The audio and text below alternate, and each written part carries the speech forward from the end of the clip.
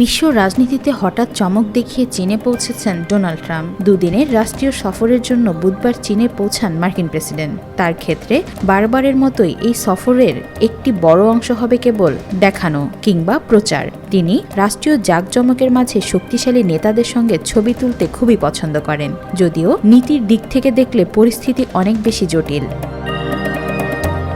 জীবনযাত্রার ব্যয় বৃদ্ধি নিয়ে জন অসন্তোষের কারণে ট্রাম্পের জনপ্রিয়তার হার দ্রুত কমছে ও এবছরের মধ্যবর্তী নির্বাচনে রিপাবলিকানদের পরাজয়ের আশঙ্কাও বাড়ছে। যেহেতু এই মূল্যবৃদ্ধির সঙ্গে ইরান যুদ্ধের সম্পর্ক রয়েছে, তাই যদি বেইজিং তেহরানের উপর চাপ প্রয়োগে রাজি হয়, তাহলে শি জিনপিংয়ের সঙ্গে আলোচনার কিছুটা সহায়ক হতে পারে।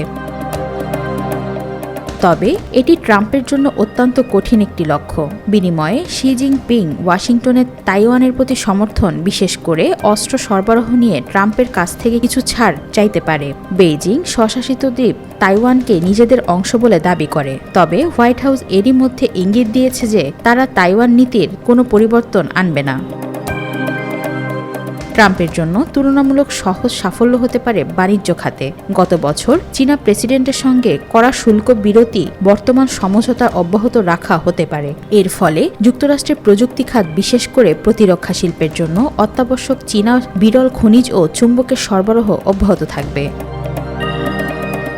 এছাড়া যুক্তরাষ্ট্রের চীনা বিনিয়োগ নিয়ে নতুন প্রতিশ্রুতির দিকও নজরে রাখা উচিত, যেমন বোয়িং বিমান কেনা ও আরও বেশি মার্কিন সয়াবিন আমদানি, যা নির্বাচনে গুরুত্বপূর্ণ কিছু অঙ্গরাজ্যের হতাশ কৃষকদের জন্য গুরুত্বপূর্ণ বিষয়। ওয়াহিদা পারভিন ইশিতা, আজকাল।